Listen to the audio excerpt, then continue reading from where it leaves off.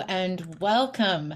I'm Carolyn, your host, and welcome to Weekly Minis, your bite-sized workshop on the hottest acro topics. You can reference all of our previous Weekly Minis and more amazing content on our Acrobatic Arts channel on YouTube. If you have any questions, drop them in the comments and we'll do our best to answer those for you at the end. If you know someone who should hear about today's topic, be a friend and click the share button on this post right now and let them know we're here. Today, we're thrilled to bring you a best of episode with master teacher Sarah Reis with a bite-sized overview of what equipment you absolutely need for your acro program and what's just nice to have. Sarah has a bachelor's degree in kinesiology, studied contemporary dance at Simon Fraser University, and completed a second degree in education, going on to become a certified British Columbia school teacher. She has a master's degree in human performance, coaching sciences, and a doctorate level studies in sports medicine and educational leadership. In addition to teaching acro dance for over 25 years, Sarah owns a rehabilitation clinic working with injured dancers and assisting them with strength and flexibility training. Sarah has presented research at the International Association of Dance Medicine and Science and has spent the last decade touring worldwide, presenting at various universities, dance conventions, and conferences, and can be seen live from Los Angeles with CLI Studios. And we are so lucky to have Sarah as an acrobatic arts course conductor and examiner. Even better, we have a recap on this previously aired weekly mini with her today. So let's queue up Sarah now. Welcome her here with this amazing best of presentation. Take it away, Sarah. I'm very excited to be here today. We are going to talk about mats and equipment. And I want to just start off first by saying you really don't need any equipment for a successful program, and you really don't need equipment for your dancers to excel. So if you have some strip mats and maybe some yoga blocks and some other little trinkets, you're already doing awesome, okay? Step one is those strip mats, and I'm going to present a little video today that shows the different types of strip mats, and I personally like having one of each because they both have benefits. That's the carpet mat and the strip mat. And so in my video, I'll show why I love having one of each as opposed to having the same. And then I'm going to show you a video that has all sorts of different types of mats that you can start to incorporate into your programs. Again, you don't need any of these things. However, as you start building your programs and seeing that they're getting traction and you want to expand, these are the kinds of things that you could start adding and as your programs grow. While I was sort of building acro programs at various studios, I started to notice that there was a need for these programs that existed somewhere between dance and gymnastics. So the acro dance programs, but when I was surveying clients, what I found was what they loved about dance was the year-end recital and the super cute sparkly costume that they got to wear, and they loved that they got to do things to music. That's not a big part of gymnastics. They do use music in gymnastics, but it's not the same as we kind of use music in dance, and kids love that environment where they're going to get to wear that sparkly costume, they're going to get to go on stage and do a recital, they're going to get to listen to awesome music, but then blending that with some of the awesome things that gymnastics has to offer, which is, you know, the tumbling on some of those cool apparatuses, and, you know, they get to flip around and hang from things. So I found that blending what both the best things of those kind of programs had really gave me a lot of success and a lot of traction. And there was an increase in numbers of participants as I started to add new kind of gymnastics inspired apparatus. So we're not running gymnastics programs, and, you know, those are vault, bars, beam, floor. We're obviously not running and doing vaulting. But when I start to add some of these mats that are kind of more gymnastics based, you start to get a little bit more of a gymnastics feel. But for me, that was a really great thing because I was bridging that gap between the gymnastics programs and the dance programs. We were truly running an acro dance program. We were doing a recital with the costumes, but then we were also adding those elements of, we'll call them sort of introductory gymnastics elements with these fun pieces of equipment. And it was really great in terms of building programs, and also having them for my higher level athletes really helped advance their skills tumbling, that kinds of things. So I'm going to show a little video for you. It's 15 minutes long, so if you're tuning in, just heads up on that. And it's just going to show you my 3 favorite things to buy once you have your strip mats and your yoga blocks. So my 3 favorite things are a cheese mat, which is a wedge mat, a crash mat, and I prefer the ones that you can fold up, and a block, which is just like a padded block. And I'll show you those in the video. And then I'll also quickly talk about what a trapezoid is, what you can do on those awesome folding beams, which I love, which are quite cheap and a great thing to add to your program. And then I'll talk a little bit about the air track, because I know everyone loves the air track and has questions about that. There's a little girl in my video. She's about a level 1, level 2 acro, so she does a lot of dance, but is level 1, level 2 acro. So you'll see some breakdowns in her skills and stuff. So she's a perfect example for someone that you can use lots of training aids for. So yeah, again, you don't need any of these things, but here's what you can start to think about adding. So I'll just get started here. When we teach the acrobatic arts courses, we often get a lot of questions about the row mats. And one of the common questions that comes up is which mats are better, the Velcro together strip mats or the carpet rollout mats? And my answer to that question is if you have the opportunity to get both, because both have their benefits. The folding mats are easier to clean if you have younger students that might have a potty issue, or if you're trying to keep things sanitized due to sweat and germs. And they're great to fold up and use for drills. So you can stack them for your bridge kickover. You can do stretch jumps onto your back to prepare for things like back tuck. You can use them as a stack to cartwheel over. You can turn them long to help your round offs. You can do power hurdles off them. There's so many different things that you can do with your stacked folding mat. So those are obviously a very great thing to have. The carpet I also really like because the carpet has less chance of rolling. It tends to be heavier and it sticks to the ground better because it's just more of a weighted down thing since it's one long surface. So what I also love about the carpeted mats is that any mat that I get that I want to add on top of that usually has a Velcro on surface. So if I'm doing any drills, I can then Velcro my mat on top of my carpet surface, and it's not going to slide and it's not going to move. In addition to that, if you're training more serious athletes, as they go on to train in circ environments or if they're in gymnastics environments, a lot of these facilities have that carpeted type flooring, and it's very common for them to have to learn how to be comfortable on that carpet flooring. They're going to find it in their training facilities as they go on. So it's not a bad idea for you to have it so it's something that they're familiar with. And again, because it's one longer strip, it doesn't slide as much. That does, however, mean that it's usually harder to store because it's harder to move and it doesn't come apart. The other concern I have found with my carpet roll-up mats over the years is they do tend to carry an odor. I have cleaned them no matter how many times, I go and get a professional carpet cleaner and get them done. They do kind of retain a little bit of a foot sweat odor. That is the downside of the carpet ones, whereas the vinyl mats tend to clean nicer. But again, there's benefits and not so great things about both. If you have the opportunity, I would encourage you to get both, and that's going to be really helpful for your programs. Once you have secured your primary mats, the next 3 things that I suggest you invest in are a cheese mat, a block wedge, and a crash mat.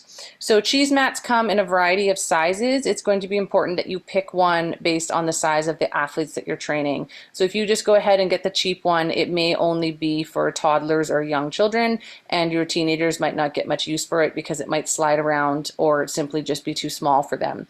They do come quite expensive. The larger the size, the more expensive it gets. They can range anywhere from $250 up to I've seen them as much as $1,200 when you're increasing the size. So keep that in mind. There's lots of great things that you can do on a cheese mat. The primary thing that they're going to help with is all of your rolls. So your forward rolls, your backwards rolls, your straddle rolls.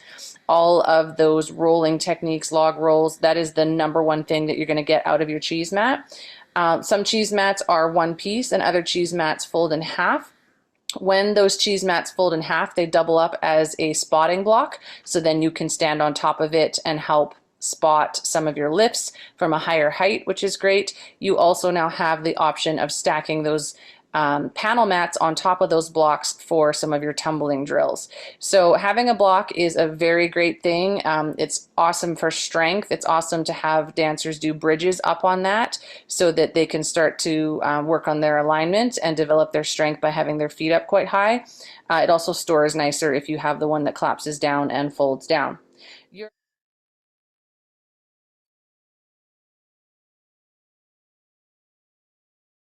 Your block is absolutely everything when it comes to training your tumbling. So you've probably already learned this in the pre-cartwheel when we do that cartwheel over sort of a small booster block or an aerobic step. It will help with the hand-foot-foot coordination. Your younger athletes coming in really struggle with the distance from the standing to the floor when they're attempting to cartwheel. So by adding a block there, you decrease the distance and they gain more confidence. This goes on as well for handstands. That distance to the floor becomes too far. So with your younger athletes, you can be doing your L handstands on that propped up surface until they have the coordination to be getting their hands all the way down to the ground. That block will then carry on with you for a very long time. It's going to force those cartwheels to go up and over. So a lot of the dancers have a hard time getting their hips stacked over their shoulders. That will carry on into their side aerials eventually, and it goes on and on in terms of tracking. So that block, once they have that pre-cartwheel, don't get rid of that block. Get them still cartwheeling up and over that block. Get them doing their round-offs over that block. Get them doing their flying cartwheels over the block, and help them really work on pushing that back leg really hard, which you're going to get a lot of use out of that block when you're doing drills like that. It's also great for things like developing your kickover, and it's really amazing for developing your round-offs when you turn at the long distance, because it will help your dancers do that, really reach out into that round-off that we're looking for. Your crash mat. Your crash mat is awesome because it's a confidence booster. So the main things that you're going to work on your crash are your handstand tip to forward rolls. That is a big one that we see in the exams that people struggle with. They say it hurts if they're not hollowing out through their candle and landing properly. So you are going to take that crash mat and then you can train that handstand forward roll on the crash and just have that little bit of cushion. It's also going to be awesome for things like getting the mental preparation for your back handsprings so that we're not just learning those on a hard floor. The dancers can get more confident as they're doing back handsprings on a crash.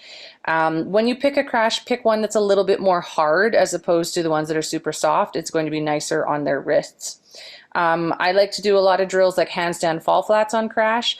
That is how I'm going to check their body alignment and posture so that I know if they're ready for back handsprings, and that will also help me clean up their handstand forward rolls. Particularly if they cannot hit that hollow position, then you want to make sure that they have the motor control to do handstand fall flat first. So that is why I love my crash. It's really great for all of my body shaping type activities.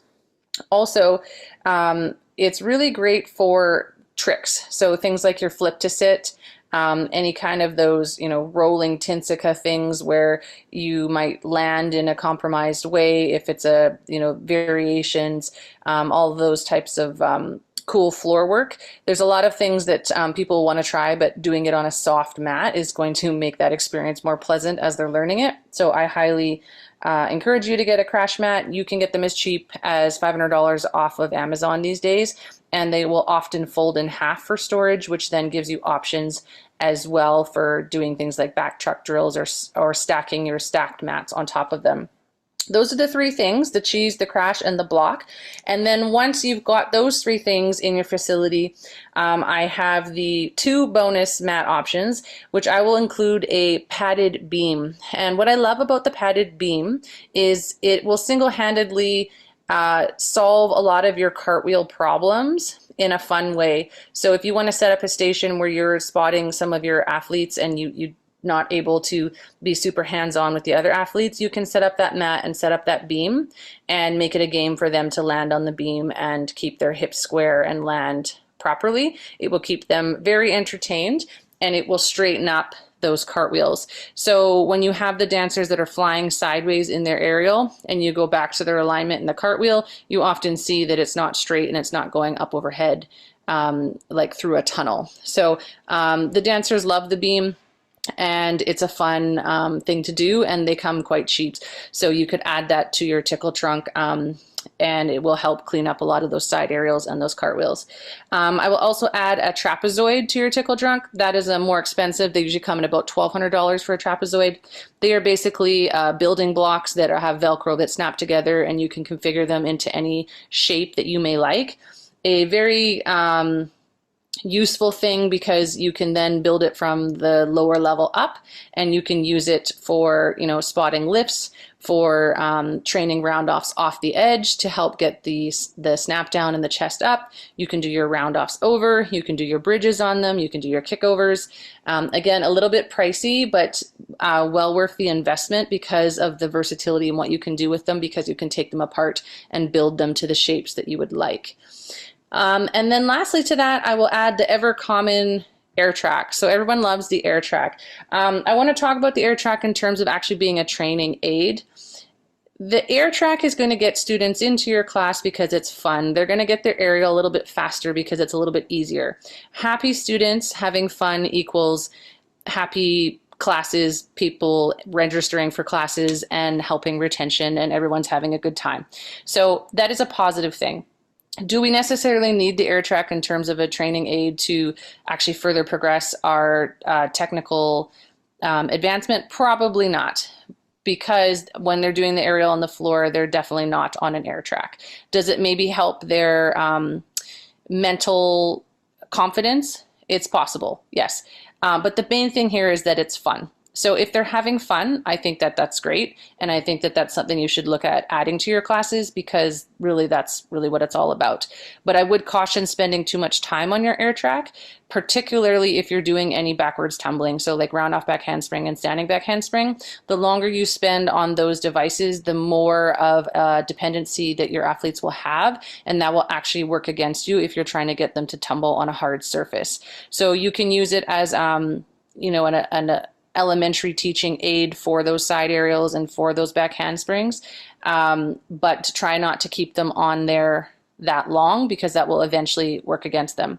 So the air tracks are fun. They are getting more and more better in quality. When they first came out, it was, you got a lot from China and they would burst very easily. That you can now get them for about $500 from a lot of reputable places on Alibaba, and they are doing very well and holding up very well. I've had some for, you know, over a decade now with no problems. So you can get them for about $500 now these days, and they are pretty solid, but definitely do your research. There are North American suppliers and UK suppliers if you're interested in going that route, but I have seen great success for the ones that are coming in at much cheaper prices. And then lastly, things to consider are a trip to Ikea for all sorts of awesome things that you can add to your circuits for your kinder classes. They have all sorts of things like tunnels. They have things like foam, vegetables, bean bags, all sorts of target type games, anything that you can add to your stations to make it fun, like bowling, you know, balancing on your head, anything that's target related. Kids love that stuff. So that's always really great. And then lastly, here's a look at some of the shapes that you can get from the gymnastics manufacturers, including the sort of Amazon marketplace. A lot of these are really great for your younger students, for that sort of bridge between the gymnastics programs into the kinder programs, that kind of bridge between gymnastics and dance. There's definitely a market there for filling your classes, and there's definitely a need for those types of programs. They become quite popular. So take a look at those. I've got some examples here. There is we call this one a mailbox.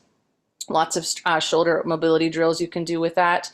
There are the Pac-Man, which you can use for learning back handsprings. I don't know that this one's my favorite because it's a little bit unstable sometimes if the dancer actually jumps into that back handspring. A modification of the Pac-Man is the slightly different shaped roller, which I've had more success with. It's more stable. I don't actually love using those to teach back handsprings, but they're a great opportunity to build spatial awareness and body confidence and strength. And, some of your more pre-competitive recreational dancers can, roll backwards, touch the ground, and use their core strength to pull themselves over and feel like they're doing a back walkover or a back handspring and feel really positive about what they're doing. So that's a win for me. But do you want to be super advancing your kids in back handsprings on those type of training aids? Probably not. If you stick to the drills and progressions, you'll probably have a better success than solely relying on these types of training aids. Things like stairs, wedges, half moons, donut holes are always fun for circuits and for stretching and mobility. Hexagons, rebounders. There's also small aids that you can have for bars that will develop core strength and arm strength to get people moving that you can use at stations. And then again, check out Amazon, check out Ikea, check out the dollar store for things that you can add to your classes that are bright and colorful and tactile and have texture. So those are my suggestions for you in your programs, and I hope you have a great time. Again, a cheese mat is something you should be looking into. A crash mat for all of your mental development on your higher tumbling skills, and something softer to land on for all of those tricks and those handstand forward roll type drills. And then a block, which is going to be your friend as you develop your higher level tumbling. Okay, yeah, so those are the examples that I have. There's lots of different places that you can purchase these types of items. There are the gymnastics manufacturers. Those are going to be the highest end quality. And then just searching on Amazon these days leads you to a lot of those things. And just kind of shop around for the best price. You can usually find secondhand things from gymnastics clubs that are getting new mats. Sometimes high schools are often updating their mats, and you can get pieces of equipment from them.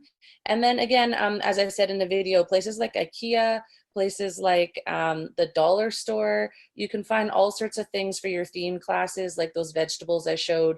I do lots of things like transportation, musical instruments, and I have different themes built into the rec program so that I'm making sure I'm not always doing the same warm-up every time. So I have different themes, and anything that has color and brightness and things that, tactile things are always really great for your programs. So I wish you the best of luck with that. Awesome. That was amazing. Teachers, I hope you got a lot out of Sarah's presentation. Obviously, lots of examples, ways to use the equipment, and specifics to your program as well, not just building in the practical use of that equipment, but also for those things that help keep growing your program. I am just going to make sure I am still visible here. Yes, I am. Okay. So we will continue this conversation around equipment throughout 2023. We're excited to bring you more teacher training on equipment and ways of activating that for your program, things to use, why to use them, and skills and drills for the equipment that will help with building your acro program and helping, of course, your acro students develop their skills successfully. So thank you so much to Sarah for that. If you're interested in enhancing dancer results, skills, and potential in 2023, visit acrobaticarts.com for upcoming opportunities like our Module 1, Acro Dance Teacher Training. There are many upcoming in-person and live online courses globally. Don't miss out. That's all at acrobaticarts.com under teacher training. We would like to thank Sarah again for her presentation. Thank you, teachers, for joining us. Please come back again next week when we present Master Teacher Tiffany Wagner with a presentation on progress cards. We'll see you then. Thank you so much. Bye.